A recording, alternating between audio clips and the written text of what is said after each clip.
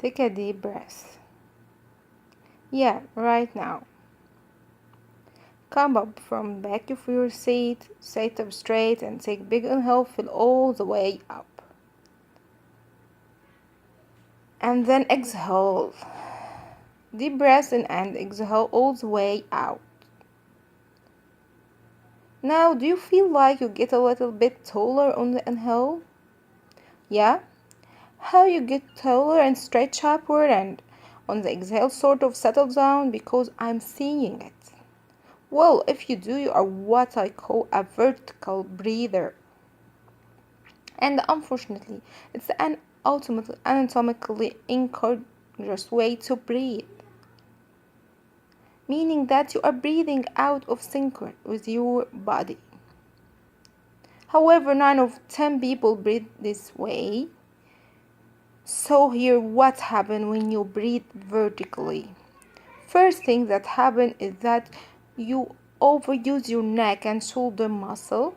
You see your neck and shoulder muscle were never meant to be breathing muscle. So even though you are going to sound of time a day, million of time a year after year. So if you have neck and shoulder pain, just a letter, right? You can blame the core, you can blame the computer, but first and foremost, blame your breathing. Second thing that you are only use the top part of your lungs. Where's the biggest, most oxygen right part of your lungs? Right down here. Take your hand, put them there. There will go right down there, the biggest dance board. Do you use this when the breathe vertically? No.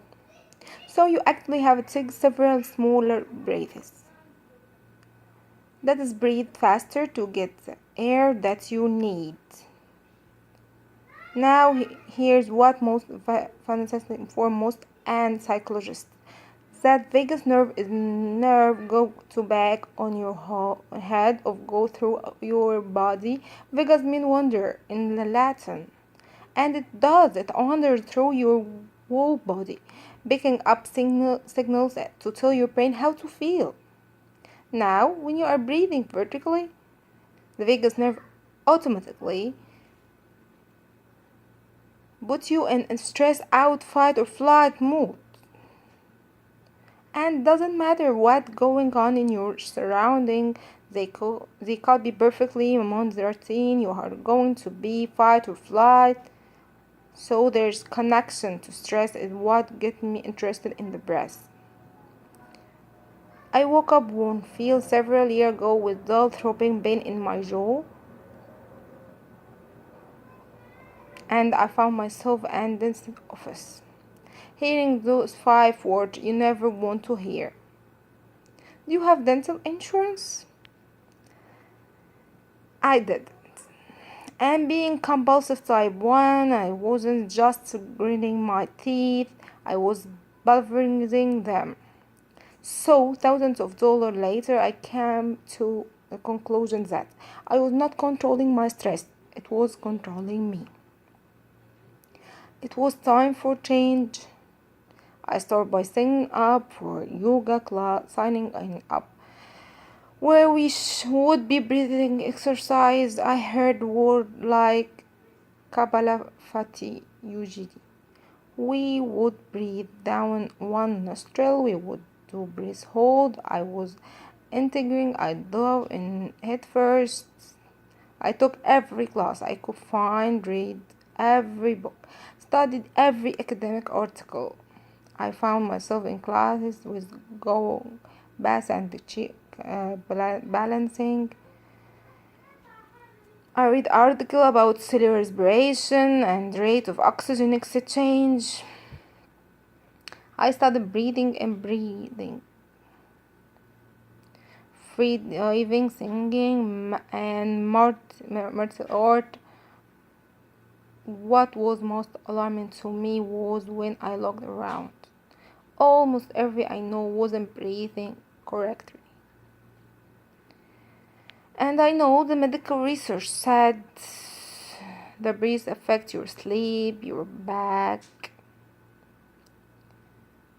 your digestion, your memory, and anxiety. All these different things. It affects part of your body that you are never even consider, like esophagus and your pelvic floor. It works havoc throughout your whole body. It affects your immune system and adrenal gland, acidity. So I formalized what I was learning into a method and started teaching. Now, who do you think were the first people that called me? Was it member of wellness community? Was it new age folks? Ah. So what's Homeland Security? Homeland BEA, Border Patrol, military and law enforcement. We know the importance of the breath. Ancient yoga say we come into the world with a certain number of breaths, and we can talk them quickly and live short lifespan, or we can talk them deeply and slowly and live long lifespan. 4,000 years later, fast forward, the frame study found that breathing in is predictive of longevity in quantitative way, longevity and health. So I know what you are thinking. I'm breathing wrong. How could this be? Well, relax. It's not all your fault. Sometime between the age of 5 and 10, your breathing changes from lower body breath to an upper body breath, and it happens because of several things. Number one is that you go to school and you start sitting a lot, and sitting affects your posture, what affects your breath. You go to doctor, the stethoscope go here, they say take a deep breath, and you think, my lung must be up here. Someone book you on the belly and call you fatty, and hence start here even decade of gut sucking.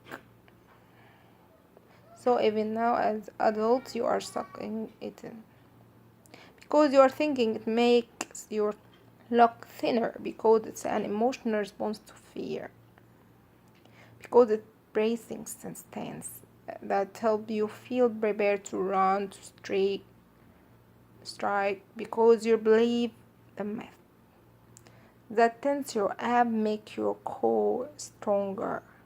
But the breast has no choice, because but the right top become vertical and stay there. So what should you do? Look no further than your toddler, your dog, your cat, even your fish. They breathe, expanding and contracting in the middle using the diaphragm. Now much of confusion around breathing occurs because we don't really, it's muscle deep inside.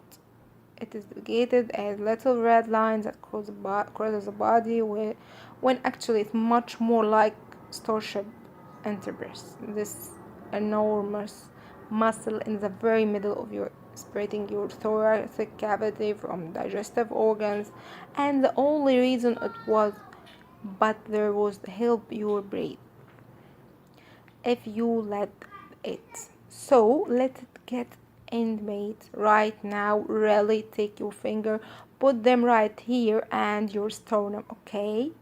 Walk them around the bottom of your rib. Go, keep walking. There were now your rib and are attached to your sternum like handle on a pail.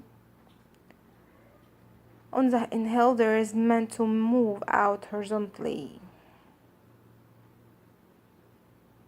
And exhale, the narrow with your body. What a beautiful machine the body is.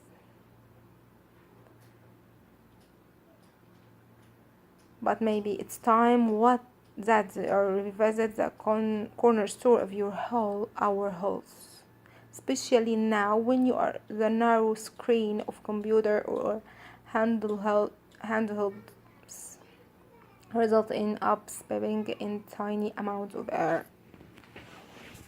Little inhale and little exhale, or sometimes none at all. Alright, let's fix this. Come up from back of your seat. Come on. Scooch up to the front on your hair. We're going to do breathing exercise. This is called rock and roll. You are going to put your hand on your belly. We're going to do exaggerated version until your diaphragm start to kick and start to get engaged. So you might get a little bit, let's enjoy it, alright? So I want you to tap forward, inhale, let your belly go. Tap forward, inhale, let it go, expand, exhale, squeeze, round your back, belly button, get closer to your spine. Use your lip, inhale, tap forward, let your belly go, expand it. Exhale, squeeze, get all that air round your shoulder. They have nothing to do with this. Big inhale, expand, exhale, squeeze, forward and backward. You're now breathing horizontally. It's caution breath come from military. It's my favorite one called tactile breath. So you are going to inhale for 4, hold for 4, exhale for 6, hold for, we are going to do it together. Ready? Okay. Inhale 2, 3, 4, hold 2, 3, 4, exhale 2, 3, 4, 5, 6, hold 2, inhale 2, 3, 4, hold 2, 3, 4, exhale 2, 3, 4, 5, 6, hold 2, inhale 2, 3, 4, hold 2, 3, 4,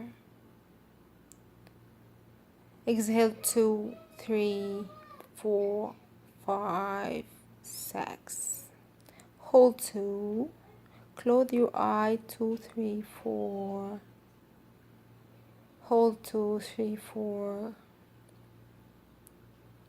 exhale 2, 3, 4, 5, 6,